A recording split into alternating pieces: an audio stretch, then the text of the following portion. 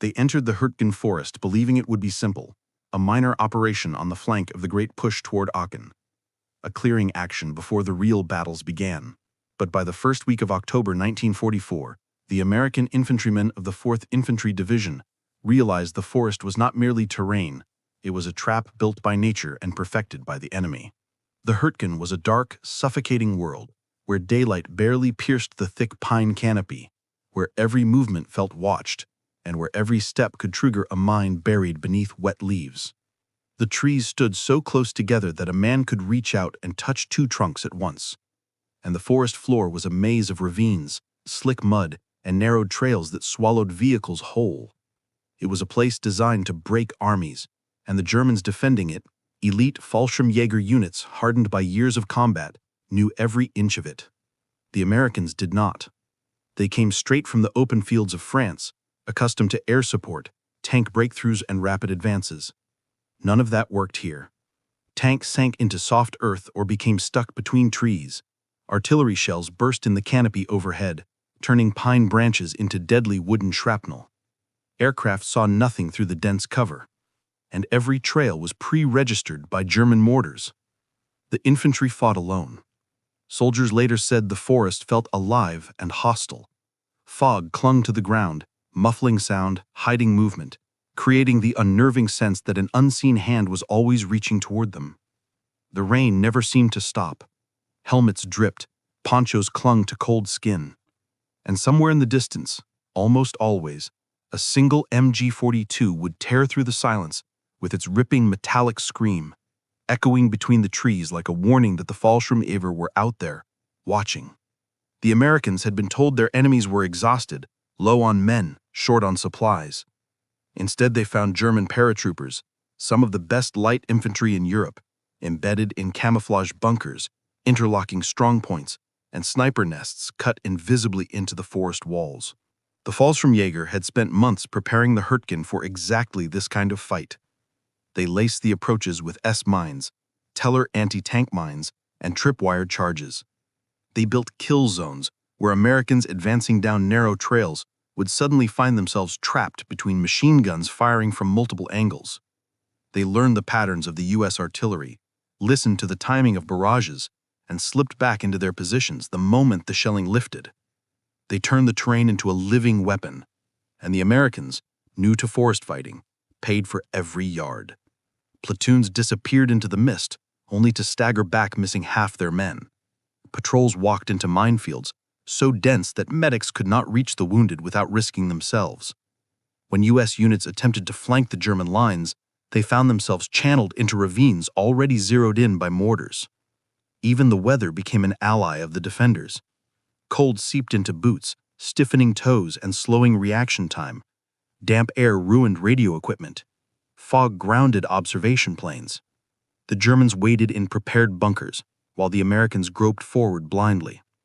Casualties climbed so quickly that some companies were combat ineffective within days. Officers fell. NCOs took over. Then they fell too. Replacements arrived without orientation, learning the forest the same way their predecessors had, through terror.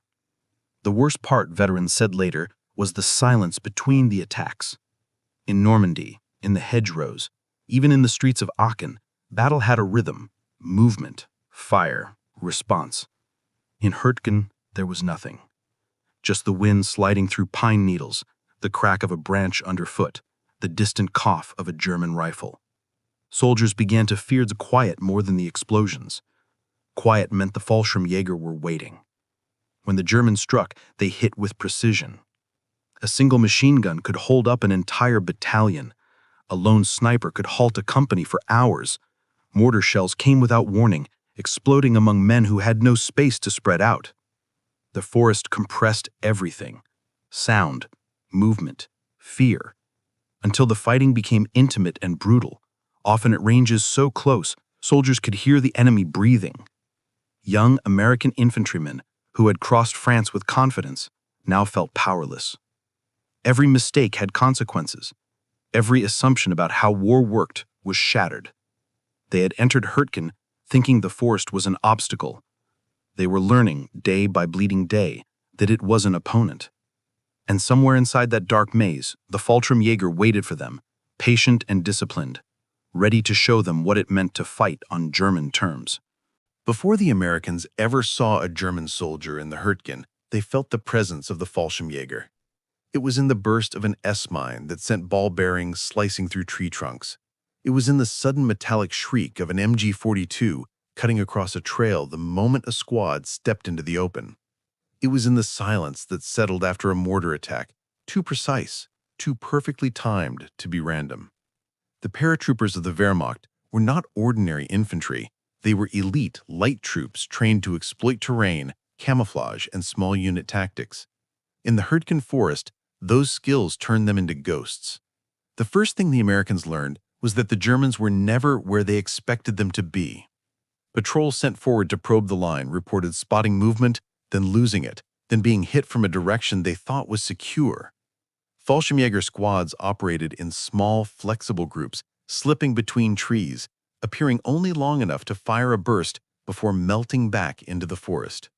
They moved silently, communicating with hand signals, guiding American units into preset kill zones. Even officers with years of experience said they had never faced an enemy so hard to find and so efficient at disappearing. The second thing the Americans learned was that the Germans had spent months preparing the forest. Every trail was mined, every clearing covered by machine guns. Ravines were booby-trapped, crossroads were registered for immediate mortar fire.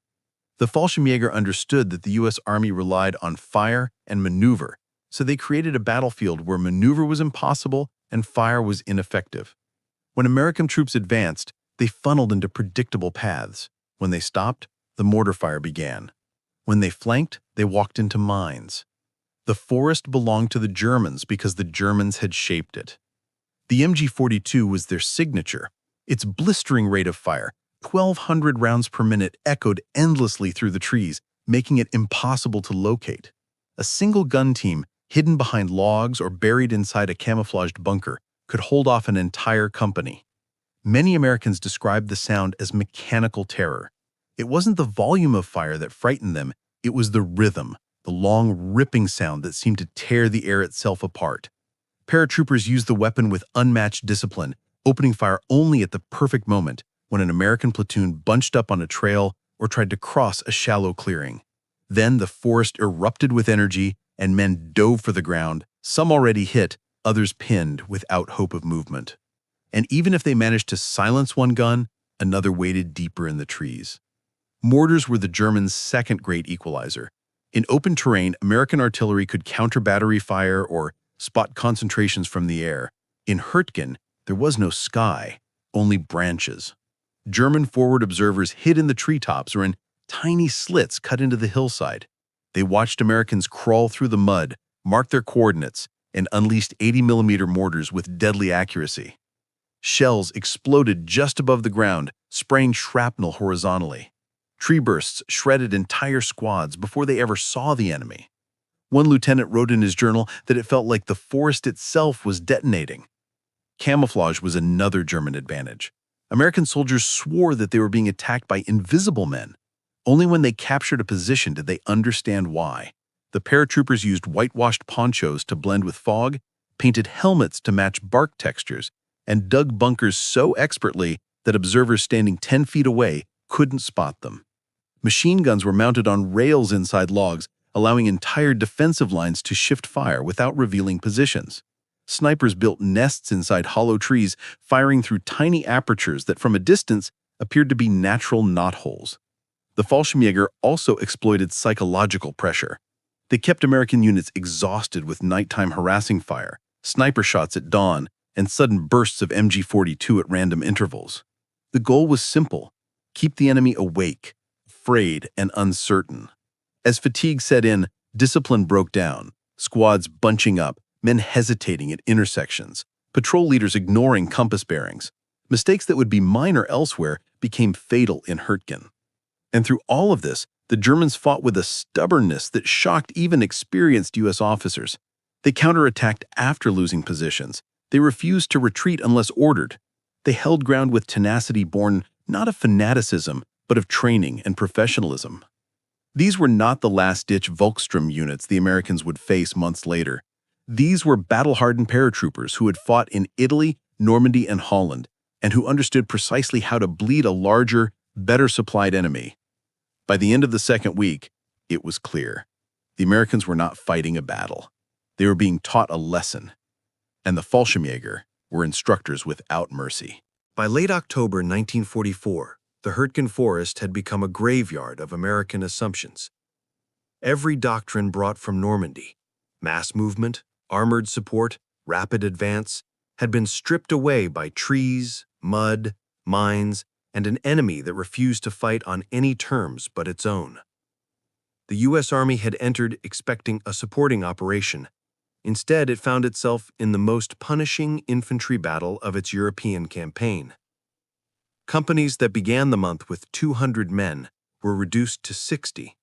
Some platoons were led by privates because every officer and sergeant had been killed or wounded.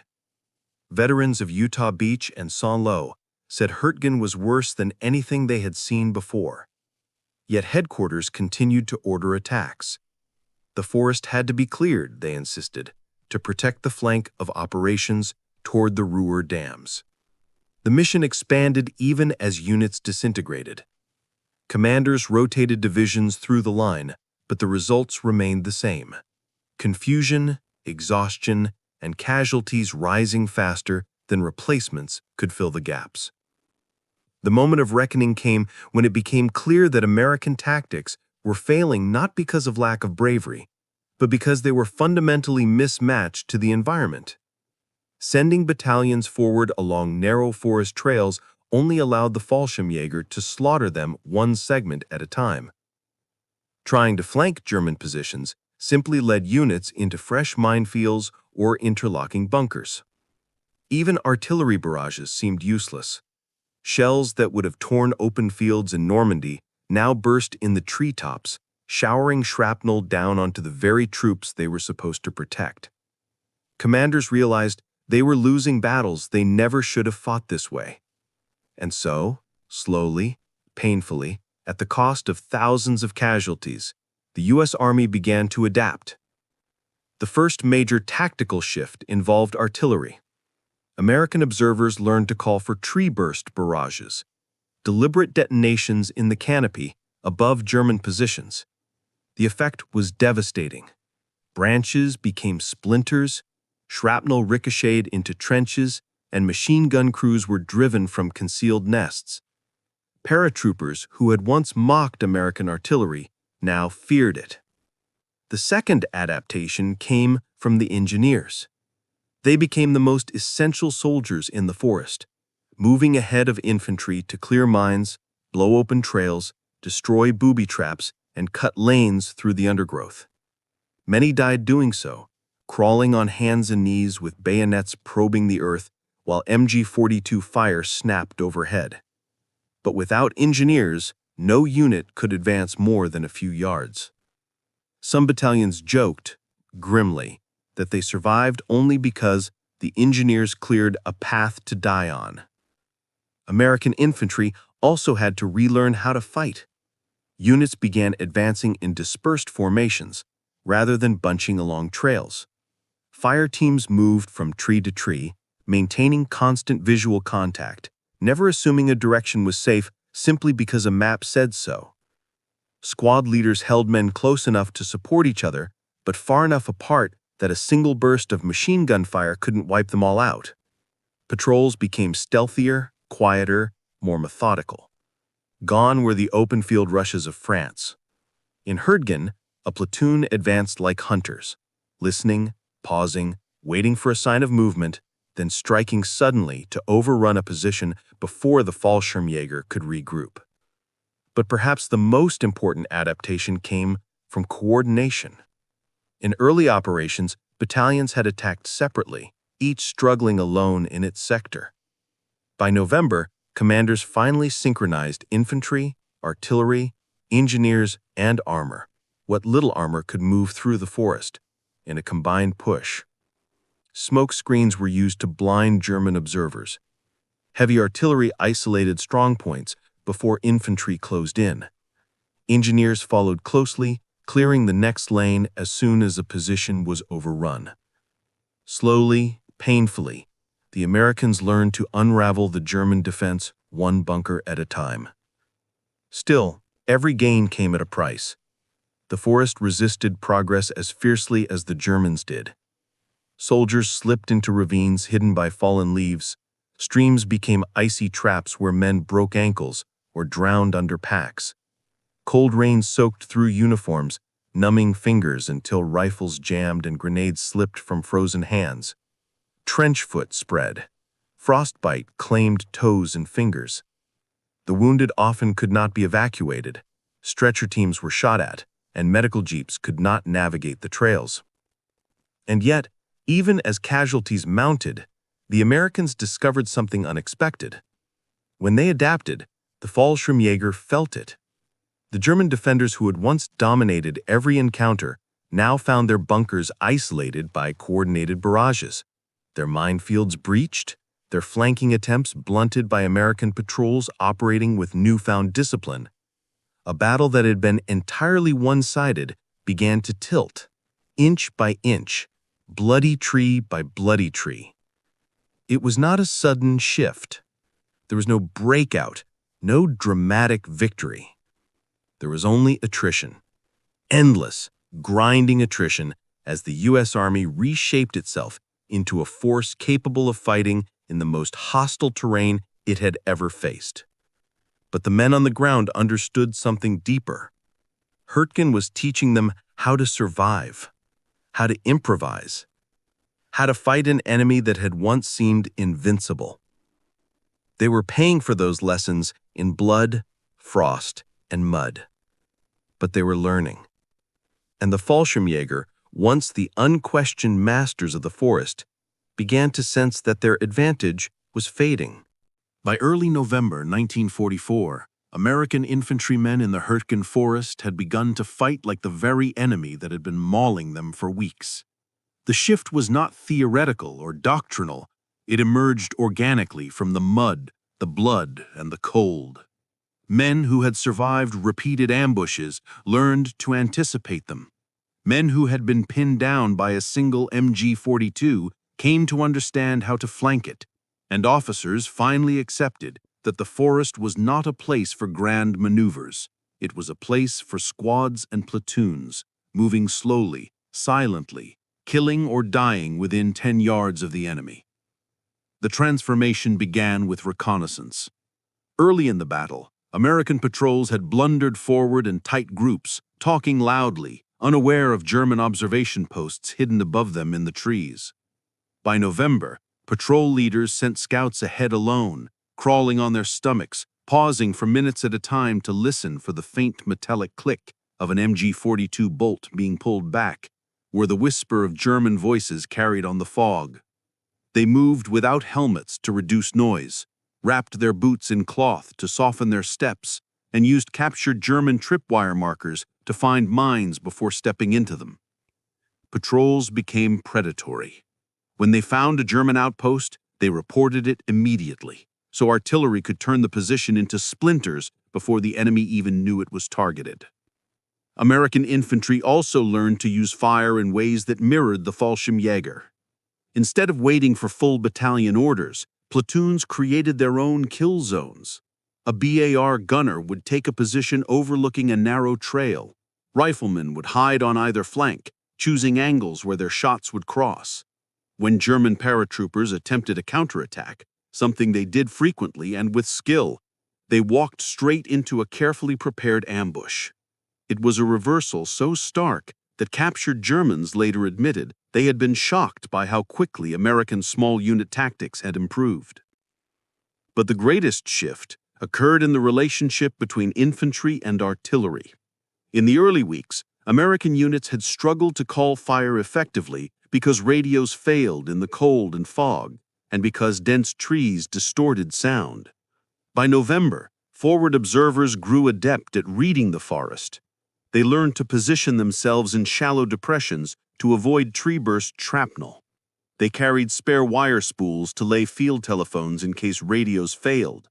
And they practiced adjusting barrages by listening not for explosions, but for the cracking of branches overhead, an indication the shells were bursting in the right place. As a result, artillery fire became brutally precise. German strongpoints that had survived days of fighting suddenly collapsed under intense, localized bombardments. A single well-adjusted battery could silence an MG nest that had held off companies for hours. Engineers remained at the center of every advance. They crawled through mud and snow to clear mines with their hands. They blew gaps in log bunkers using satchel charges. They constructed corduroy roads, layers of logs laid sideways, to allow supply jeeps to move forward. At night, they marked safe lanes with white tape or luminous paint so infantry could pass without triggering buried explosives. Many of them died, but without their work, no American progress was possible. One of the most important adaptations was emotional, not tactical. Soldiers stopped thinking about taking the forest. They focused on taking one bunker, then another, and another. Victory was no longer measured in miles. It was measured in meters, in the capture of a weapons pit, in gaining control of a ravine, in silencing one machine gun that had tormented them for days. With these changes came a shift in morale. Units that had felt helpless began to feel competent. They recognized the patterns in German defenses, how the Fallschirmjäger built overlapping fields of fire, how they concealed snipers in hollow trees, how they disguised bunkers with branches. The forest was still deadly, but it no longer felt unknowable. The Germans felt the change too. Paratroopers who had once slipped effortlessly between positions found themselves pursued by American patrols who matched their stealth with equal determination. Bunker lines that had once stalled entire regiments were isolated and destroyed by coordinated infantry engineer teams. When German units counterattacked, they did so against Americans who no longer panicked under mortar fire, who no longer bunched up in kill zones, who no longer assumed the forest was theirs to lose. Yet adaptation did not eliminate suffering. Cold rain continued to soak through uniforms. Frostbite crippled men more effectively than bullets. Mud turned foxholes into pits of freezing water. Rotting leaves produced a stench that clung to clothing and hair. Some men went days without sleep, jumping at every snapped twig. Chaplains buried bodies in shallow graves because the ground was too hard to dig deeper. Still, something fundamental had shifted. The Fallschirmjäger were no longer fighting a disoriented army. They were fighting an evolving one, an army that had absorbed the lessons of the forest and begun to turn them back on their teachers. The Americans had not yet won, but for the first time, they were no longer simply enduring the Hurtgen. They were starting to master it. And in the dark, frozen depths of that terrible forest, mastery was the only path to survival. By December 1944, after months of agony, adaptation, and attrition, American forces finally began to break through the German defensive lines in the Hurtgen forest. But if the map showed progress, villages captured, ridges secured, bunkers destroyed, the men who fought there saw only the arithmetic of survival. How many were still alive? How many had been carried back through the mud? How many empty helmets lay beside foxholes half filled with frozen rainwater? The victory, when it came, felt hollow, quiet, and terribly expensive. No triumphant breakthrough marked the end of the Hurtgen. Instead, it eroded slowly. German units, battered by weeks of bombardment and starved of reinforcements, began to withdraw to secondary positions. Some Fallschirmjäger companies had been reduced from 120 men to fewer than 25. Others surrendered only when completely surrounded. Yet even in retreat, they fought with discipline and deadly precision, slipping between trees, establishing new ambush sites, and forcing the Americans to win the forest one bloody clearing at a time. When the town of Schmidt finally fell into American hands, a central objective that had eluded them for weeks, the men who entered it found little more than ruins, shattered timber, and corpses frozen in abandoned trenches. It was a victory without celebration. They were too exhausted to feel triumph, too aware of the price paid, and too cold to care. The cost of the Hurtgen Forest campaign was staggering. More than 33,000 American casualties, killed, wounded, missing, or evacuated from exposure, had been suffered in an area barely 50 square miles. Entire companies had vanished. Some battalions were so depleted they ceased to exist as fighting units. Field hospitals overflowed with frostbite cases, trench foot infections, and psychological trauma. Medics later said that in Hurtgen, they treated almost as many men for weather and shock as for bullet wounds. Yet perhaps the cruelest truth emerged only later. Strategically, the forest had offered almost nothing. The Ruhr River dams were important, yes, but the Hurtgen itself, its ridges, its roads, its endless trees, held no decisive value. The battle had been fought largely because commanders believed the flank needed protection, because maps suggested the forest would be a limited operation, because no one anticipated how effectively the Germans would exploit the terrain. The U.S. Army had bled itself for ground that, in hindsight, could have been bypassed or surrounded. For the survivors, this realization cut deeper than any wound. They had endured a nightmare, not for glory or for conquest, but because the logic of war had led them into a place where logic did not survive. Still, those who lived through the Hurtgen understood something profound. They had learned in that forest lessons that would shape the remainder of the war. First, they learned never to underestimate the German soldier again. The Fallschirmjäger had demonstrated that even a depleted Wehrmacht, if given strong defensive ground, could inflict catastrophic losses on a superior force. Never again in the European campaign did American commanders assume an attack would be easy simply because the enemy was retreating elsewhere. The Battle of the Bulge, which erupted just days after Hurtgen ended, proved how vital that newfound humility was. Second, they learned the importance of combined arms coordination at every level. Engineers, artillerymen, medics, infantrymen, and forward observers had worked together in ways that would become standard doctrine in the final push into Germany. The bitter truth of Hurtgen, that no branch of service could survive alone, reshaped operations all the way to the Rhine.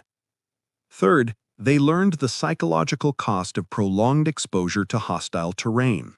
Modern U.S. Army studies still cite Hurtgen as a case study in combat stress, morale collapse, and the physical limits of infantry endurance. Men who walked out of the forest carried its shadows with them for the rest of their lives. Even decades later, veterans spoke of Hurtgen in hushed tones, calling it the Green Hell, the Death Factory, or simply that place. And finally, they learned adaptability under pressure. The American army that exited the Hurtgen was not the same one that entered it. It had been forced to evolve, to rethink tactics, reorganize units, refine communication, and fight with precision instead of momentum. Those hard-won skills helped it crush Germany's defenses in the final months of the war and contributed to an institutional knowledge that defined U.S. military doctrine long after 1945. But no amount of adaptation could erase what the forest had taken.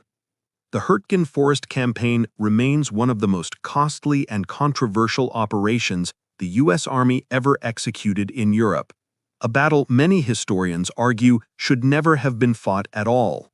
Yet for the survivors, the meaning lay not in strategy, but in memory. The comrades they lost, the terror they endured, and the resilience they found within themselves when the world narrowed to darkness, snow, and the muzzle flash of an unseen MG-42.